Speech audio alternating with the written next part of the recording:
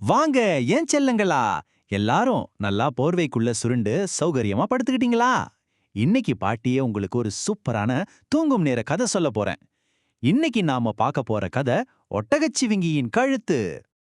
வணக்கம் கின்னா, நான் தான் உங்க டிஜிட்டல் பாட்டி வந்திருக்கேன்.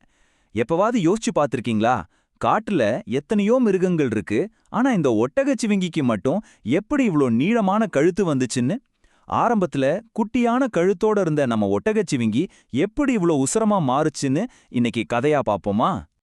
ரொம்ப ரொம்ப வருஷத்துக்கு முன்னாடி கடவுள் இந்த உலகத்துல இருக்கிற எல்லா மிருகங்களையும் படைச்சப்போ இந்த ஒட்டகச்சிவிங்கியும் நம்ம ஆடு மாடு மாதிரி ரொம்ப குட்டையான கழுத்தோட தான் இருந்துச்சு. ஒரு குட்டி கழுத்து ஒட்டகச்சிவிங்கி. என்ன நம்பவே முடியலையா? ஆனா நிஜமாவே ஆரம்பத்துல அது அப்படிதான் இருந்துச்சு கண்ணா. ஒவ்வொரு மிருகத்தையும் படைச்ச பிறகு கடவுள் ஒவ்வொருத்தருக்கும் என்ன சாப்பாடு, எவ்வளோ வாழ்நாள் அப்படின்னெல்லாம் பிரிச்சு கொடுத்தார். அதுல ஒட்டகச்சிவிங்கிக்கு மரத்துல இருக்கிற வெறும் இலை தழைகளை மட்டும் சாப்பிடணும்னு சொல்லிட்டாரு. ஆனா நம்ம குட்டி குரங்குக்கு இனிப்பான சுவையான பழங்களை சாப்பாடா கொடுத்தார். ஆனா பாருங்க, இந்த ஒட்டகச்சிவிங்கிக்கு ஒரு கெட்ட பழக்கம் வந்துருச்சு. குரங்கு எப்படி ஜாலியா பழங்களை சாப்பிடுதுன்னு பார்த்ததும் இதுக்கு எச்சி ஊறிடுச்சு. கடவுள் தண்டிச்சாலும் பரவாயில்ல, நாமளும் இந்த பழத்தை திருடி சாப்பிடலாம் அப்படின்னு ஒரு திருட்டு புத்தி வந்துருச்சு. பதுங்கி பதுங்கி போய் பட்ட பகல்லையே நம்ம குரங்கோட பழங்களை திருடி திங்க ஆரம்பிச்சிருச்சு இந்த ஒட்டகச்சிவிங்கி. பாவம் இல்லையா நம்ம குரங்கு? அதுக்கு ரொம்ப பசி, அது மட்டும் இல்லாம ரொம்ப கவலையாவும் ஆயிடுச்சு.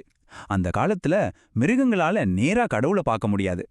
அதனால நம்ம குரங்கு கண்ணை மூடி ரொம்ப உருக்கமா, கடவுளே என் சாப்பாடு டெய்லி திருட்டு போய்கிட்டே இருக்கு, நீங்க தான் எனக்கு ஏதாவது உதவி செய்யணும் அப்படின்னு ரொம்ப மனசுருக்கு வேண்டுச்சு. அப்போ வானத்திலிருந்து கடவுளோட குரல் ரொம்ப கம்பீரமா கேட்டுச்சு. உனக்கான நீதி உன் நண்பர்களாலே கிடைக்கும். நான் நேரா வரமாட்டேன், ஆனா உனக்கான நீதி நிச்சயமா உன்னை சுத்தி இருக்கிற நண்பர்களாலே கிடைக்கும்னு ஒரு பெரிய குரல் கேட்டுச்சு. இந்த நம்பிக்கையான வார்த்தைகளை கேட்ட குரங்குக்கும் கொஞ்சம் நிம்மதியாயிடுச்சு. சரி, கடவுள் பாத்துக்குவாரு அப்படின்னு விட்டுடுச்சு. அந்த நேரத்துல தான் ஒரு பிரம்மாண்டமான யானை அங்க வந்துச்சு. அதுவும் குரங்குக்கு வச்சிருந்த பழங்களை எடுத்து சாப்பிட ஆரம்பிச்சிடுச்சு. இத பார்த்ததும் குரங்குக்கு மறுபடியும் ஒரே கவலையாயிடுச்சு.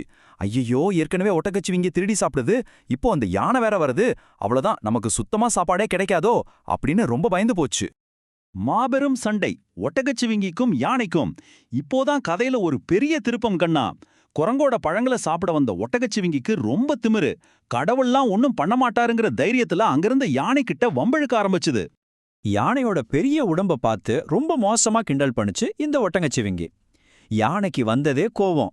அது வரைக்கும் பொறுத்து பொறுத்து பார்த்த யானை சடார்னு தன்னோட பெரிய துதிக்கையை தூக்குச்சு.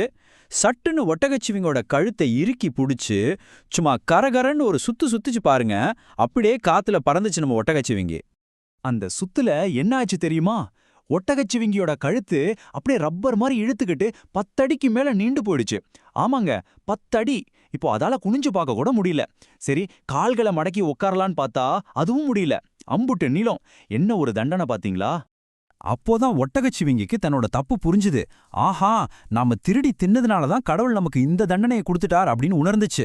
அன்னையிலிருந்து அது குனிஞ்சு பழங்களை சாப்பிட்றத விட்டுட்டு உயரமா இருக்கிற மரங்கள்ல உள்ள இலைத்தலைகளை மட்டுமே அமைதியா சாப்பிட ஆரம்பிச்சிடுச்சு. இதுல இருந்து நம்ம என்ன கத்துக்கிறோம்? திருடக்கூடாது, அடுத்தவங்க எல்லைகளை மதிக்கணும், நமக்குன்னு இருக்கிற இயல்பை ஏத்துக்கணும். என்ன கண்ணா, இன்னைக்கு கதை பிடிச்சிருந்ததா? இந்த உலகத்துல இருக்கிற ஒவ்வொரு மிருகத்தோட உருவத்துக்கு பின்னாடியும் இப்படி ஒரு சுவாரஸ்யமான ரகசியம் இருக்குமோ? நீங்க என்ன நினைக்கிறீங்க? அடுத்து உங்களுக்கு எந்த மிருகத்தோட கதை கேட்கணும்னு ஆசையா இருக்குன்னு உங்க டிஜிட்டல் பாட்டிக்கு தெரியப்படுத்துங்க. இந்த கதை பிடிச்சிருந்தா மறக்காம லைக் பண்ணுங்க, உங்க ஃப்ரெண்ட்ஸ் கூட ஷேர் பண்ணுங்க. அப்படி அந்த யூடியூப் சப்ஸ்கிரைப் பட்டனை அழுத்தி நம்ம டிஜிட்டல் பாட்டி சேனலுக்கு சப்ஸ்கிரைப் பண்ணிடுங்க. நல்லா தூங்குங்க கண்ணா. நாளைக்கு இன்னொரு சூப்பரான கதையோட வர்றேன். Good night.